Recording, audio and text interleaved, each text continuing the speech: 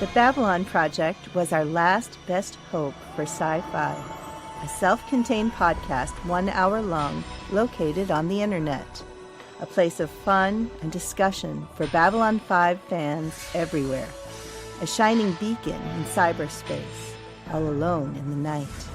It was the dawn of the 20th anniversary of Babylon 5, the year the Great War to free Bab 5 came upon us all. This is the story of the last of the Babylon podcast. The year is 2016. The name of the place is the Babylon Project Podcast.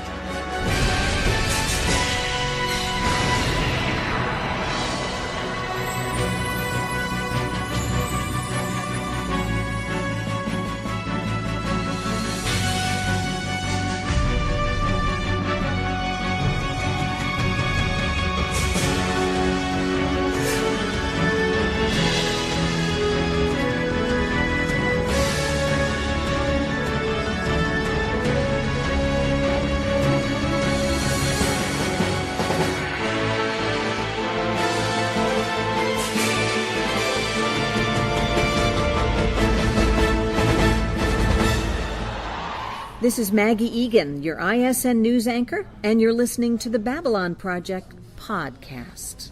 Hi there, Babylon 5 fans. This is Raul and Jim, back for another thrilling and exciting episode of the Babylon Project podcast. All right. How are you doing tonight, my friend? Oh, doing pretty good. Same here. Tonight, we're talking about The Long Dark. Yes. An episode that I didn't previously appreciate. This is, of all the episodes, there are some I like, there are some I love. There were only a couple I really didn't like. Mm-hmm. This one, I keep switching back and forth. Oh. One moment I love it, one moment I'm annoyed by it. Yeah, I know what you mean. This is...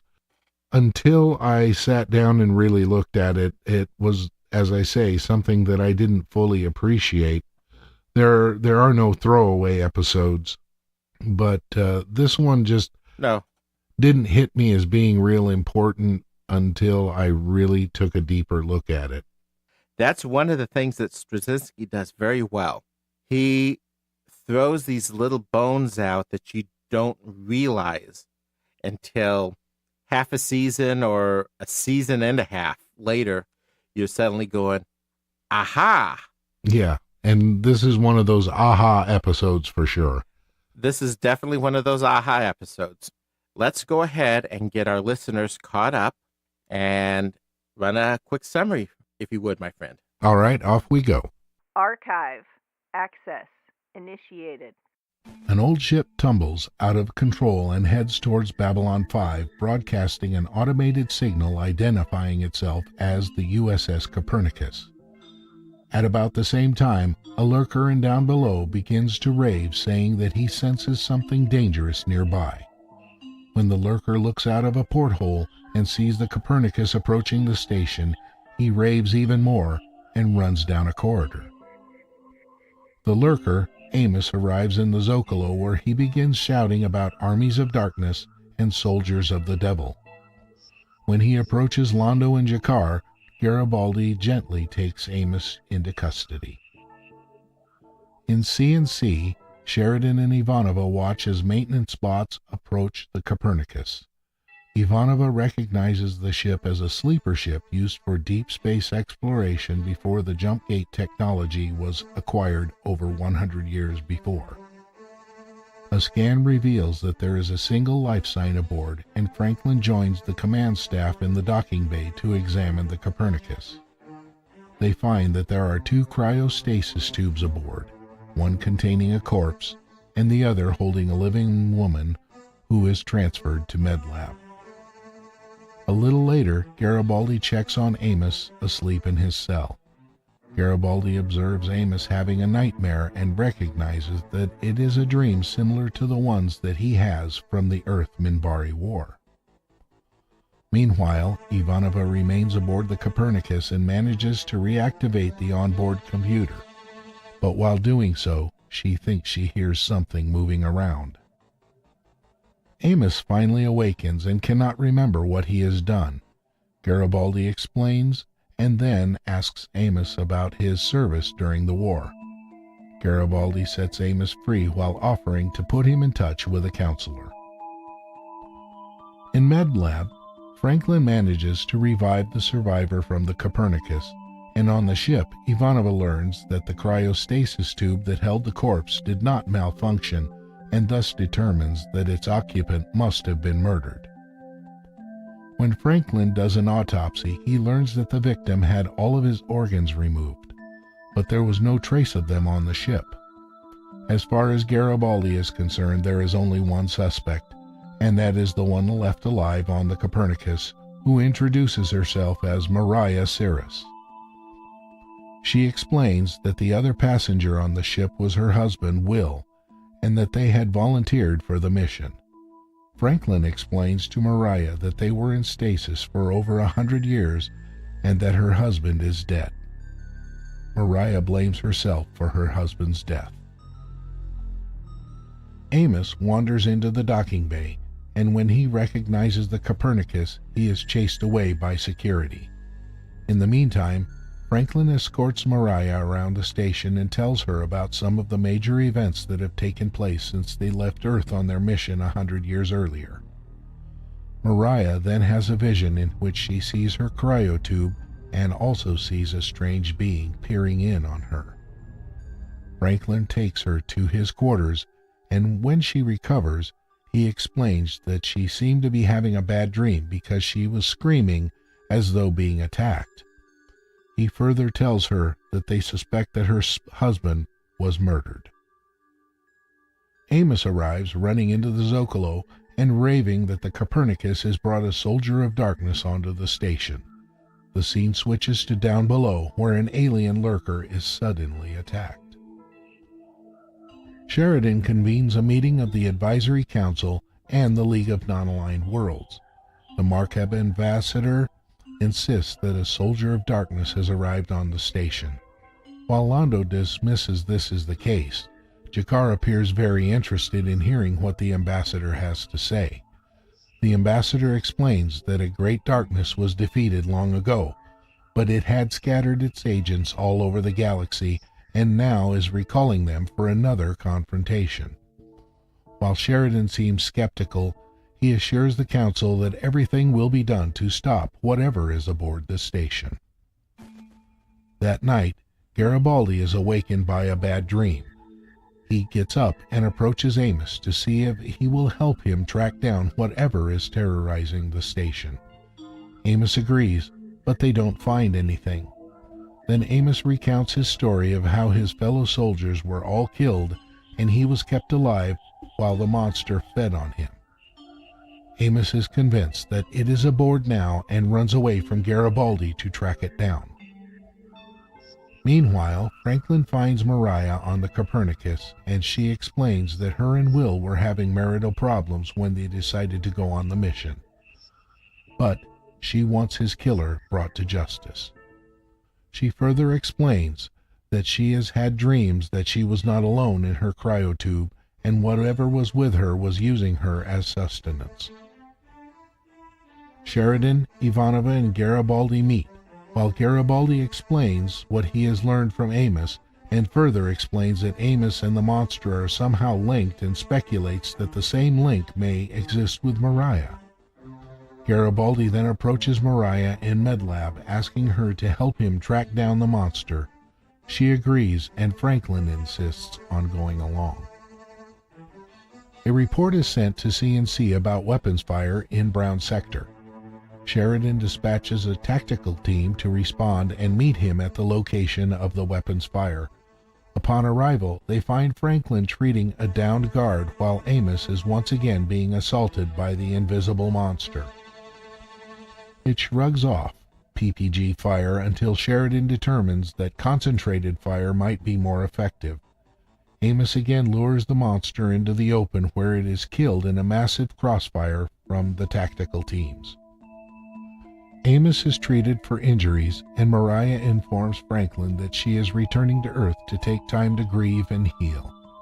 In CNC, Ivanova informs Sheridan that the creature was apparently able to chart a course and that the Copernicus was headed for Zahadum before it detected Babylon 5 and diverted there. Both Sheridan and Ivanova cannot believe that this is a coincidence.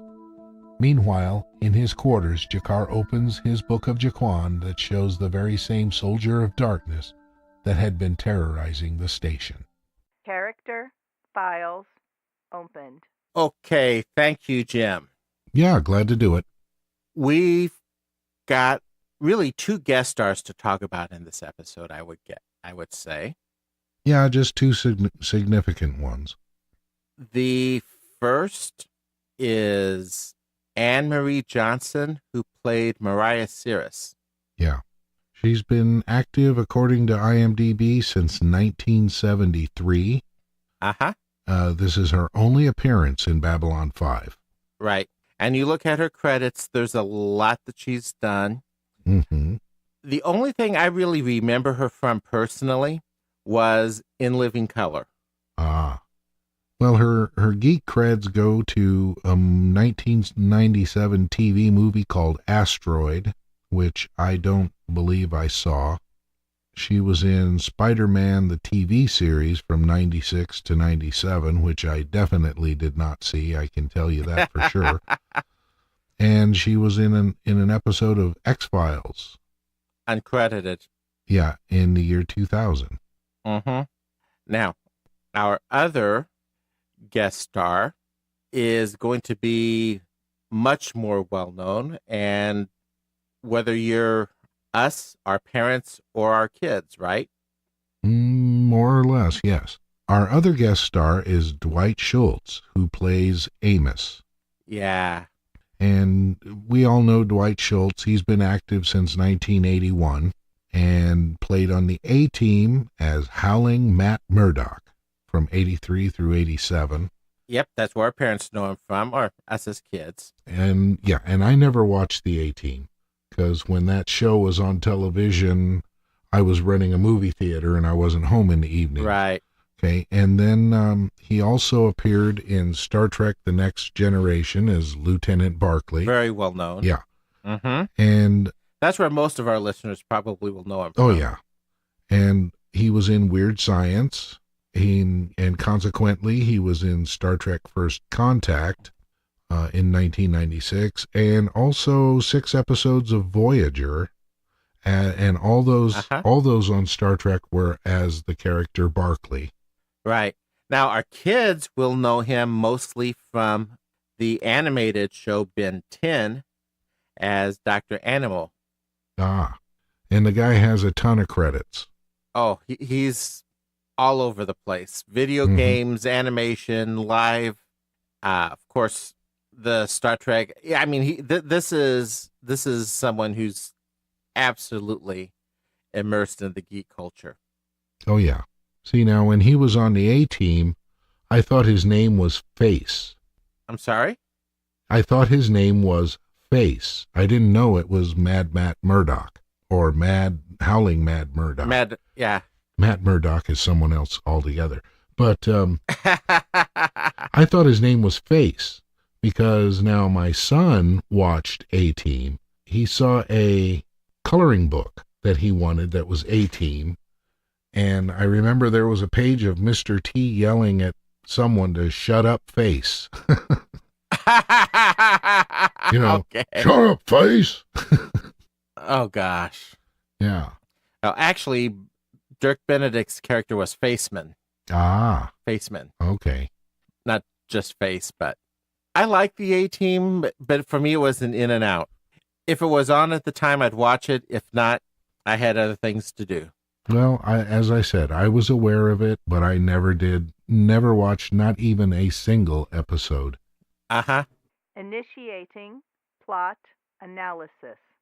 I guess that, I know you gave a summary, but I'm going to give my own summary. Okay. And this pretty much sums up the episode.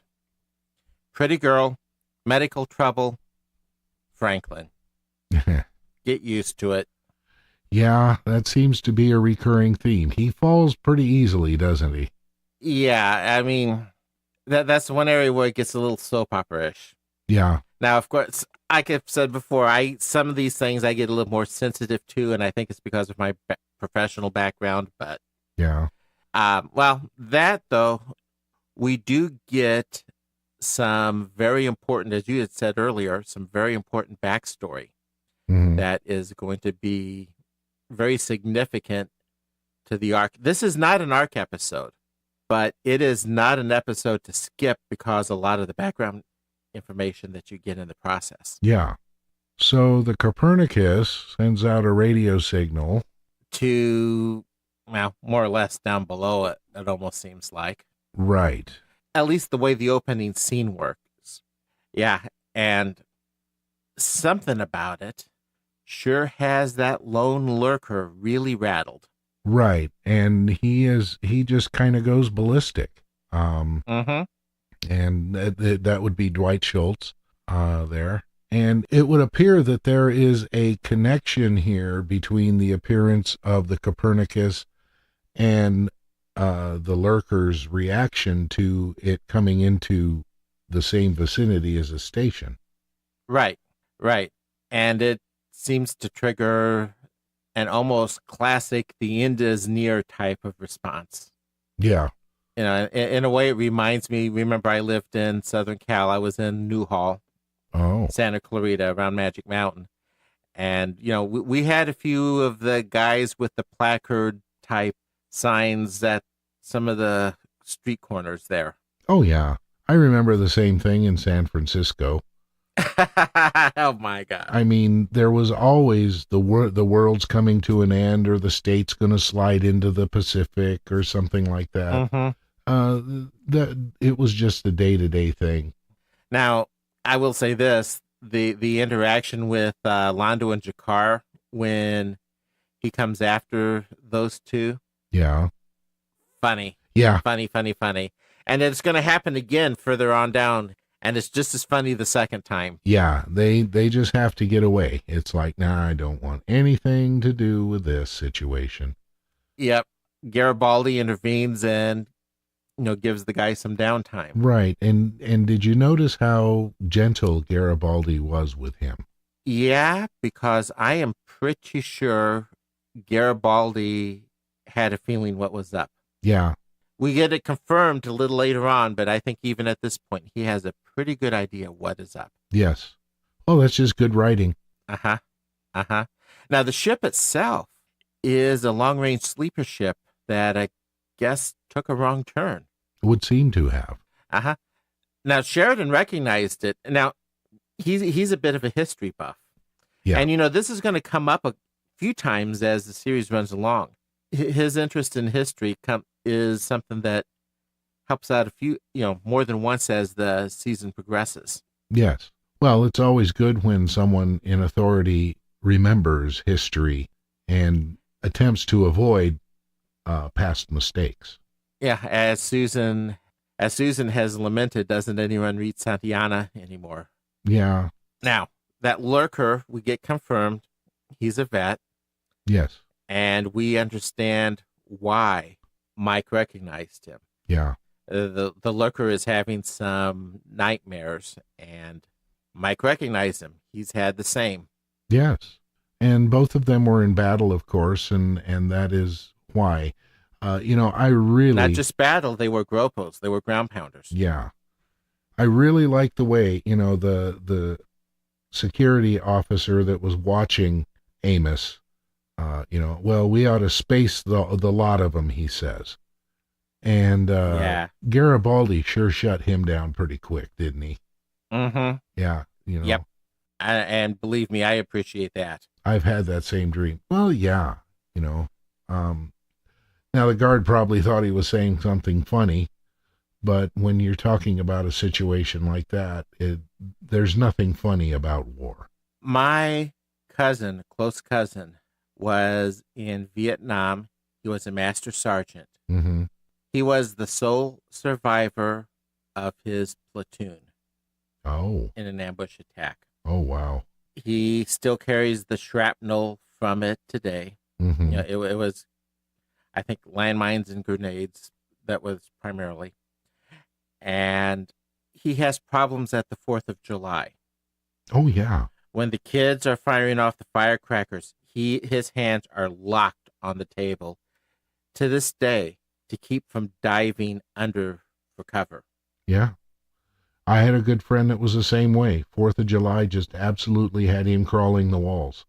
Uh-huh. And he was infantry, so Yep. there's nothing funny about it. Well, you remember the movie Full Metal Jacket Uh-huh. and movies like that? Long ago. Yeah. Yeah. Well, when I had the theater, the vets would come, and, you can't tell a vet from a non-vet, but when they came walking out of the theater after watching one of those movies, you could sure tell who they were. Yeah. Yeah, they were. I think the one that really, of those kinds of movies that really touched, I didn't have the honor of serving, but the one that seems to have touched me the most was Uncommon Valor. Mm-hmm. I remember that. With Gene Hackman. Yes. That movie left me in tears, and it still does. Oh, yeah. Well, just hearing my vet friends that were in Vietnam talk about it, and then watching a movie that shows it. And of course, the movie is not as intense, I'm sure. Not from what I've been told. Yeah, and it's scary. It's really scary. There is nothing funny about war. Mm-hmm. And so, Garibaldi did the right thing by putting this guard in his place. Yeah. Now, we get back to the ship. Yeah. They kind of go on in. They know it's an Earth ship. It's supposedly coming in peace, so let's go on in and find out what's happening here. Yeah. And nothing seems to be working until Susan, she thumps. Yeah. Kind of a Star Wars moment there. Yeah, Empire Strikes Back. Yeah. Oh, yeah. Now, the other thing that kind of struck me, that whole ship interior, I'm sorry, it was a bit of an alien moment. Yeah. Yeah, it sure was. The way the camera was moving around and the music that was there and the way Susan looked back like, okay, I feel like I'm being watched here. Yeah, it's like, where's the, what did they call it? Where's the xenomorph going to crawl out of the piping? Yeah. So we did. We had a Star Wars moment and an alien moment all in the same scene. All in the same scene. Yes. Yep. Okay. Now, Garibaldi is talking to the lurker. Yes. And he does not remember anything of what happened. No.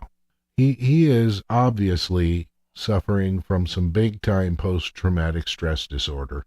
Yeah. Well, the memory, I was about to say the memory gap, the memory lapse was connected. Mm-hmm.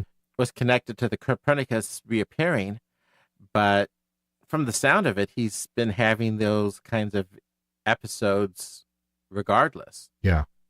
So yeah, your PTSD might be a little more to the point. Yeah. And speaking of dreams, apparently Franklin's patient is having them too. Yes. So connection could very well be, for sure. How about Garibaldi, though, getting ready to accuse Londo of being in league with the devil? Yeah. And then his quote, which may not be far from the truth. Yeah, which actually is right there with the truth. Yeah. So I believe you pointed out in the notes that could that perhaps be an indicator that maybe Garibaldi knows a little more than he's letting on about what Londo is up to? I don't know how much of it is that or how much of it is he's become suspicious. He's Garibaldi. He's become suspicious of everyone. Well, he's always suspicious of everyone. But he does know there's something moving. A lot of people are beginning to suspect something's moving out there. Yes. Well, yeah, we've seen it in the past several episodes. Mm-hmm. Jakar has seen it. The captain of the explorer ship saw it. Yep. And Keffer has seen it. Yeah. But, speaking of suspicious Mike, there's the issue that there was another person in this sleeper ship. Yes. And not only was that person killed, was he dead, but his internal organs are all missing without a trace. Yes, they're not anywhere to be found on the ship, and they're just not there. Uh-huh. And Susan concludes it's murder. Murder, of course. Duh. And Mike naturally suspects the girl. Yeah, well, she was the only one present as far as anybody knew. Right, so, sort of a no-brainer. Yeah. While we're on this, med lab, girl in med lab. Right. She's on the bed. Have you ever noticed how often that monitor panel? It's a control panel. It's not a physical monitor. Mm-hmm. Have you ever noticed how often that monitor is used as a headrest? Yeah, it's kind of funny that way, isn't it? I think that's a slight oops in the design. It's like, okay, gee, we're laying in bed. We really, I guess we didn't think to make the beds elevating the way medical beds do today. Yeah. But at the same time, it could also be a scanner and not matter whether it's being used as a headrest or not. And in the scene before, I should like to point out that both Mike and Sheridan and Franklin make logical arguments that the girl is not. She's also a victim, not the murderer. Mm-hmm. And, of course, that would be way too obvious. Yeah. It couldn't have been her. So I would call it a minor plot hole.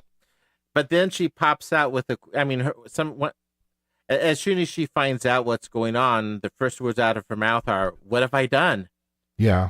Which is a rather odd question, but it just makes it even more obvious, for me at least. Right. Having watched enough television, it's like, okay, they're really making it obvious so it can't be. Well, and then, yes, and it was also her idea to go on this mission. Uh-huh. So... Yeah, she was in stasis 100 years, we find out. Right. And, it was her idea to go into space, so she is asking, what have I done by deciding to do this? Yeah, that's true. Yeah. We get a very short pop away to the lurker who recognizes Copernicus mm-hmm. and totally freaks out. Oh, yeah. Just again, starts bouncing off the walls. Uh-huh.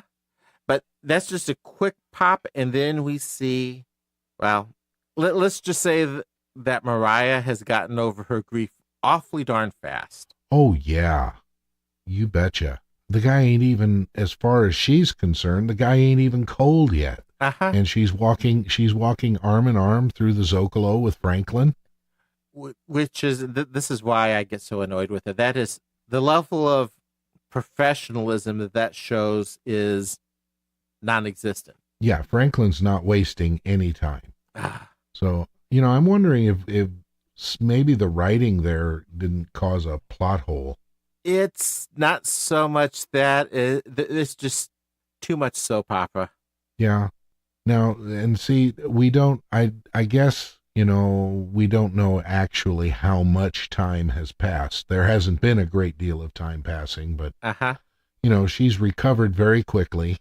But it does serve some very good purpose. We get a lot of background information in that little walk and conversation. We sure do. We find out a lot about the history of how Earth and Centauri, how they met, got the jump gate technology, and humanity started moving out into space. And getting into fights. Yeah. So, no, we haven't outgrown violence. No. And the Earth-Minbari War, there's quite a bit of history there if a person listens very closely. Yeah. And she meets her first alien, which, of course, has to be Jakar. Yeah, and the look on her face was priceless. Yep. His quote was even better. In fact, that's something we've got to let... Only Jakar can say Jakar.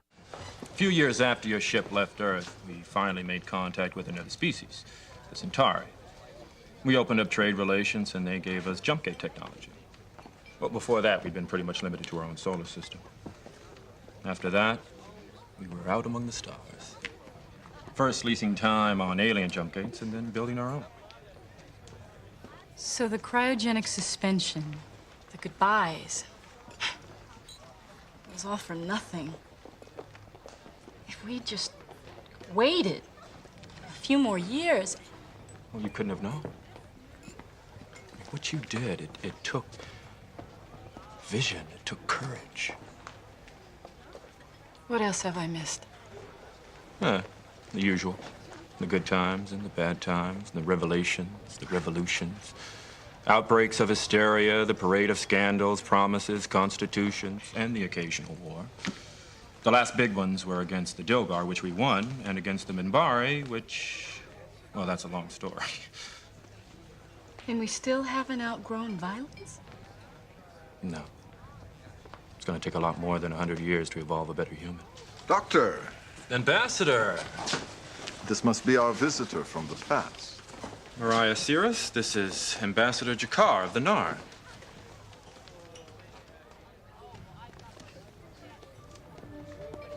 Take my advice and go back to the time you came from.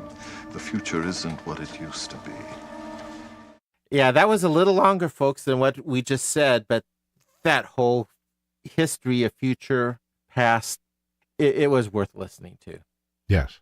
But it kind of triggers a reaction in her. You lost. The girl passes out at the end of all of this. Okay.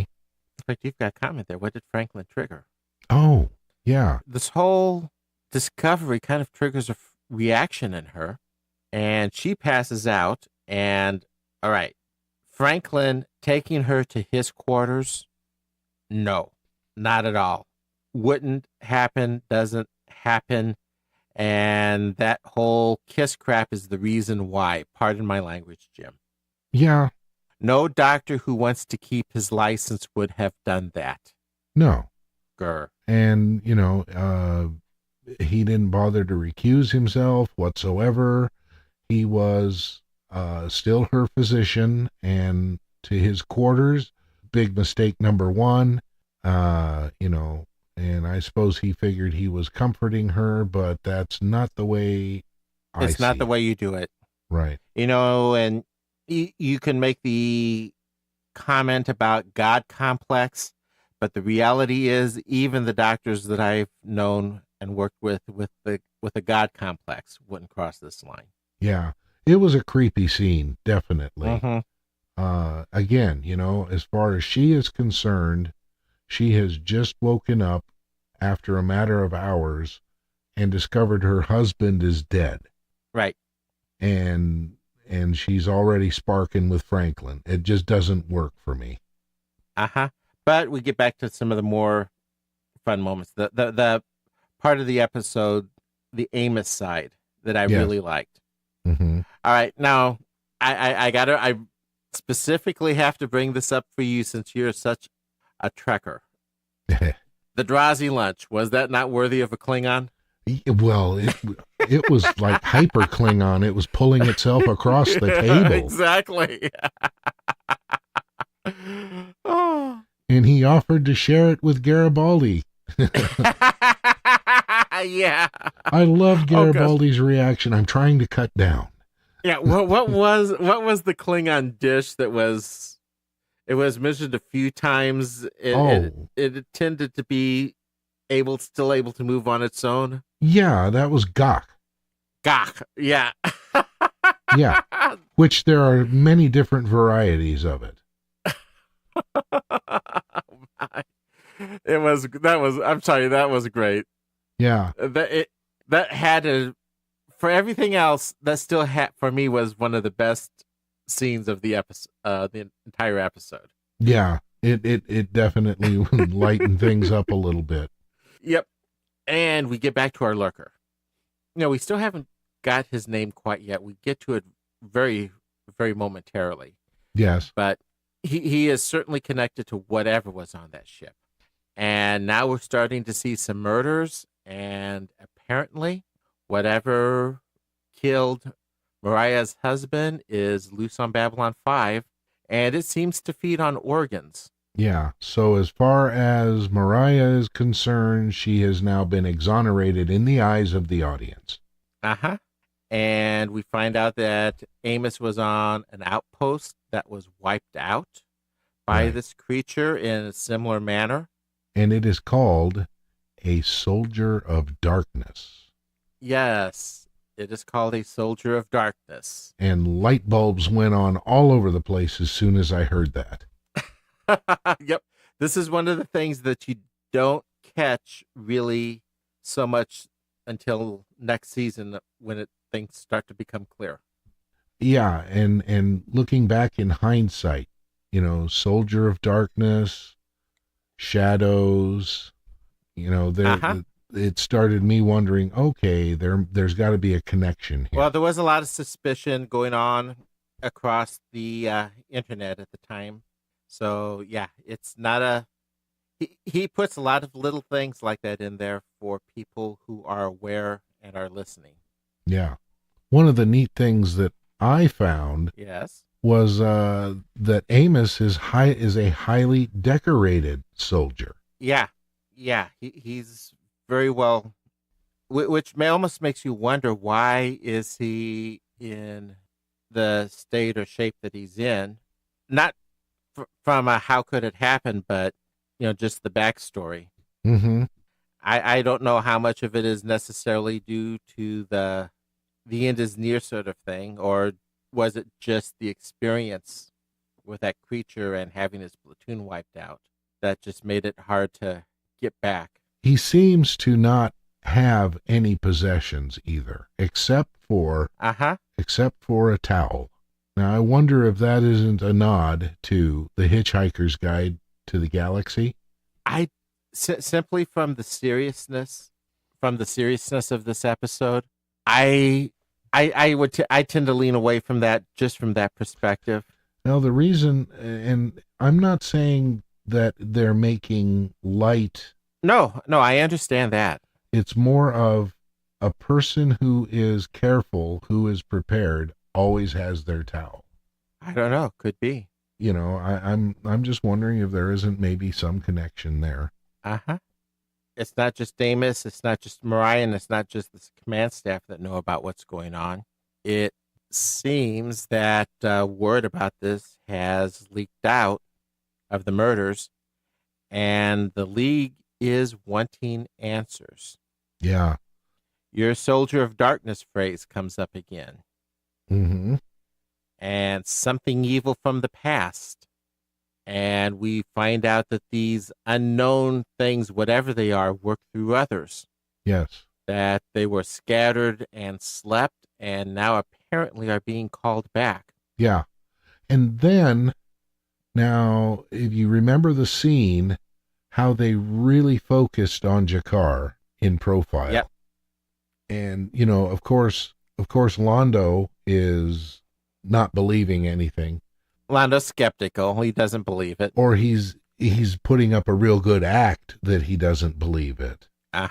We don't know actually what he does or doesn't know. I don't think he's made the connection of the consequences of his actions quite yet. Yeah. But the way they had Jakar in profile lit with shadows. Okay. It makes me wonder if forces of darkness aren't shadow agents at this point. Right. We'll have our answer before this episode's over. Yes, and we do know there's precedent for the shadows using other species as their agents. Indeed, and some of the stuff that I just mentioned, that I just listed, we've had already introduced to us before at some point. Oh, yeah. Bits and pieces here and there. But this time it's being given to us by one of the Marquab. So it's not just Jakar, it's others. And as you said, Londo brushes it off as a bunch of superstition. Sheridan's open. Yeah, but I think Jakar knows or has a real good idea what's going on. Yeah. We'll see. We'll see just how good of an idea before the end of this episode. Yeah. Did you think it was a little overdone, Sheridan in full dress uniform to meet with the League? Not necessarily. He seems to be, that seems to be something that happens more often than not. Okay. It's I didn't recall because I know that Sinclair didn't dress up in his dress uniform every time he met with the League. yeah, it happens with Sheridan more than once. Hmm. So I will say this: speaking of Sheridan, when he's told basically, "You take care of it or we will," that man does not like threats. Yeah. He when it comes to that, he is not nearly as diplomatic as Sinclair was. No. As a matter of fact, up to this point, we don't really see how Sheridan has a temper before that. He's always pretty easygoing, and takes everything in stride. But once he got backed into a corner there, he came out swinging. Yeah, and we'll find out in the future. That's part of the reason why he was given the post. Yeah. And then that scene with Jakar, the close-up on Jakar. Yeah. Again. I mean, wow. And it says a lot about the actor to be able to get that kind of emotion that you're referring to through the prosthetics. Oh, yeah. And it also says a lot about the makeup artist for Babylon 5. Yes, it does. That you can do that kind of a close-up and it be so believable.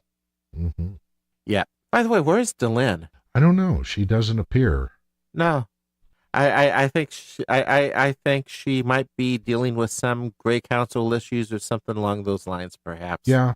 And, I think Delenn might have caused... Hint! Yeah. I think Delenn might have also caused us some trouble in this episode because the little symbol in her forehead lit up when Morden was there. Well, it probably would have been the same thing. Don't forget that was kind of abandoned, though. But yeah, even more so than that, she knows too much about what's, and I'm kind of referencing future here, but she knows too much about what's going on. Yeah. She'd be too easy an answer for everything. So she kind of, you're right. She needed to be away for this episode. Mm-hmm. And we find out that, yes, in fact, Mike does have the same dream. We see the same dream. Yeah, he wakes up in a cold sweat. And he gets up, finds Amos, and has him take him to where he found the creature on the station. Yeah, and that was a spooky scene with Indeed. some spooky music. Another alien type moment. Uh-huh. And this is where we really get his backstory. And it's almost an alien backstory in a way. Yeah. The camp was in old ruins.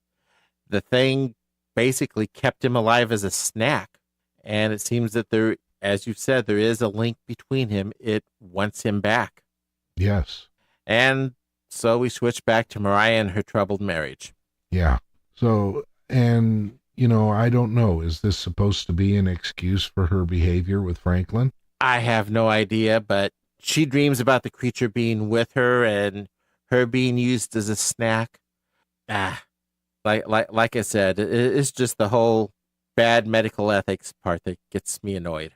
Yeah. Now I got to toss in something here because now Sheridan is filled in on what's going on. He's ready. He's taking some action. My son makes this comment to me while we're watching. He watches some of the rewatches with me. Uh-huh. Yeah. On the old Sinclair versus Sheridan debate that people have been arguing about for, 20 years now? Yeah. Antonio's comment was, I like Sheridan. He just gets ready for it and does it. Well, I'll officially say I don't have a preference. Yep, I don't. I honestly don't. I like Sinclair's character, but he, meaning Sinclair, couldn't have gone in the direction that he needed to, that Sheridan needed to. Right. Well, his destiny was somewhere else.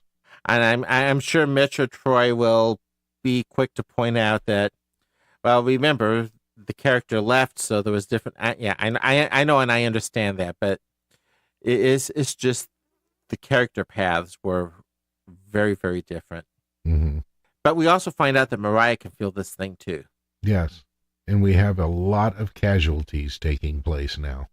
Yeah, it seems to be, getting its energy back, and Sheridan's plan that Antonio seemed to like so much. Mm-hmm. Try not to get killed. Don't get killed. Yes. That's a good plan. I like that one. Yeah. So we've got this thing. Now, this is some people I remember were a little cranky about. You've got a invisible monster, mostly. Mm-hmm. Kind of a monster of the day feel to it. Right. It doesn't like PPG fire. Single shots annoy it.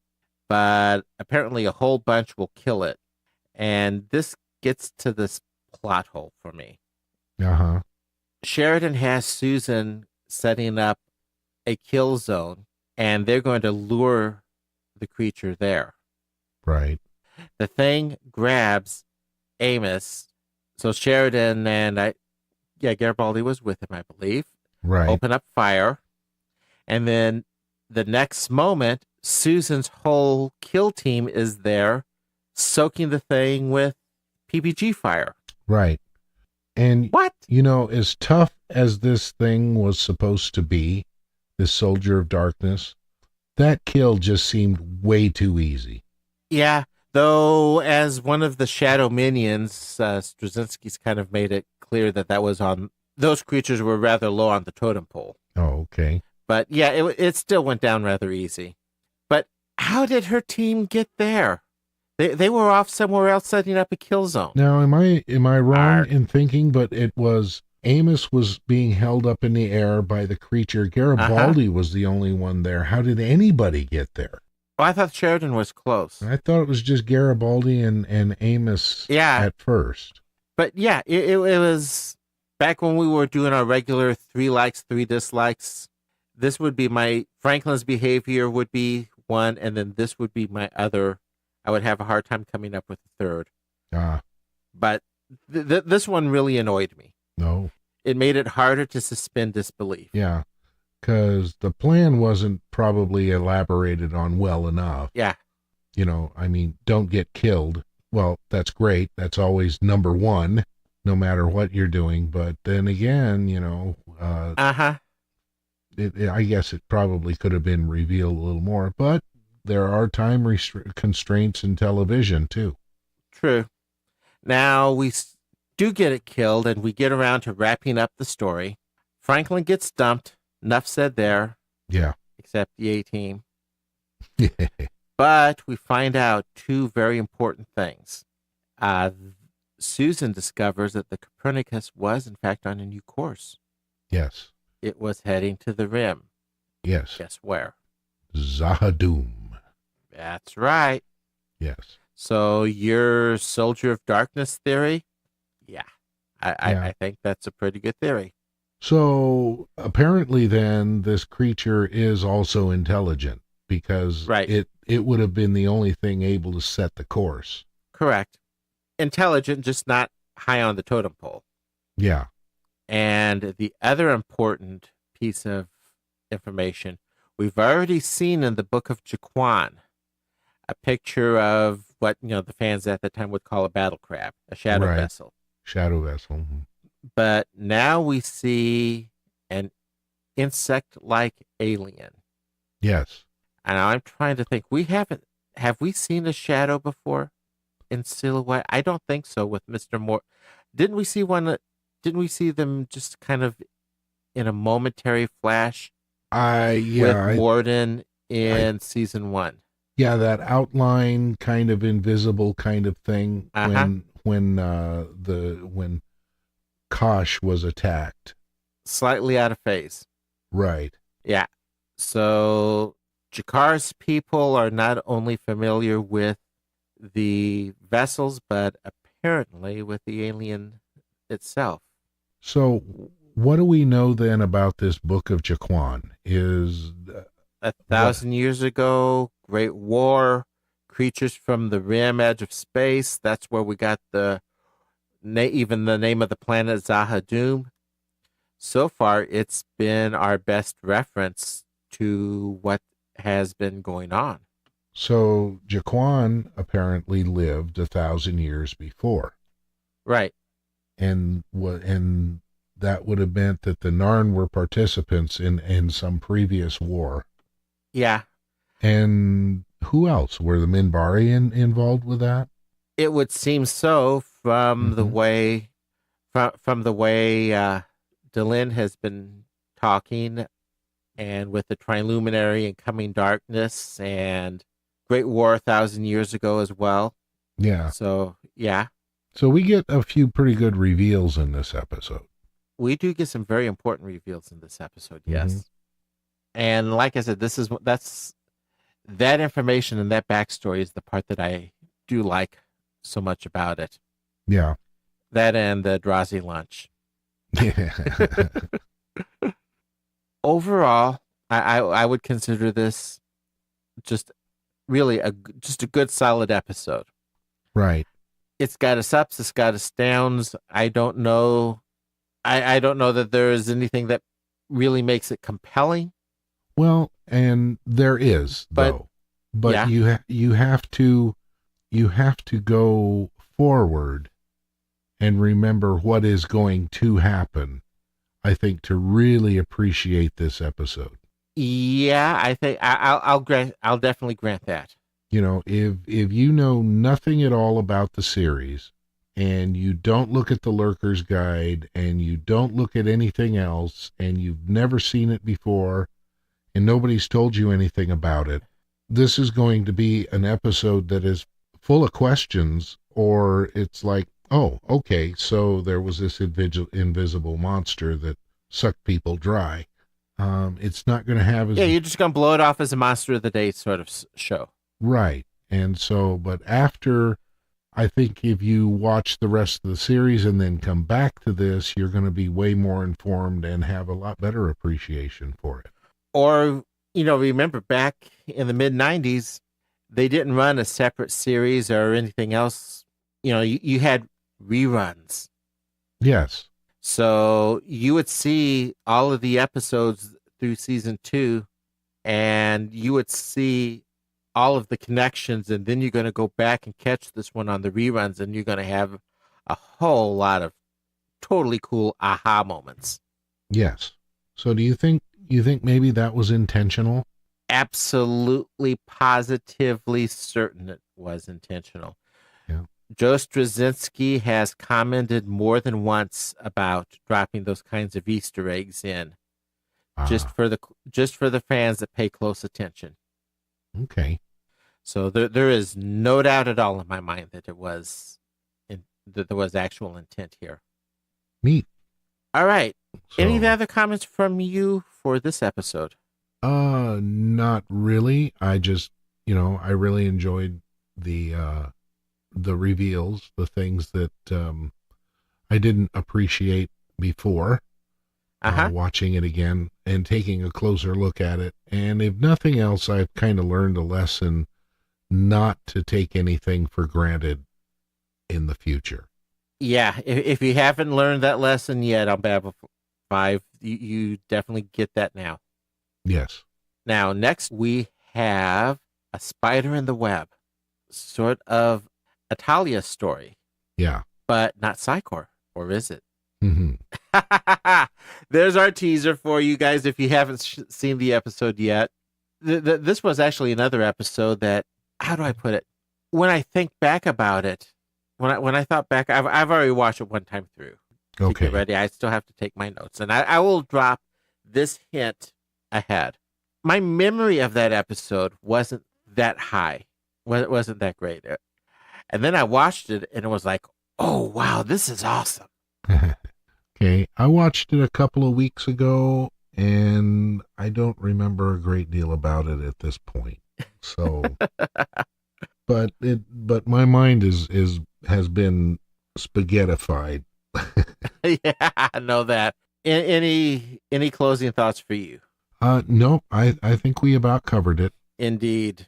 I always enjoy the conversations, but yeah, I think we were at the time where we need to say goodbye, folks.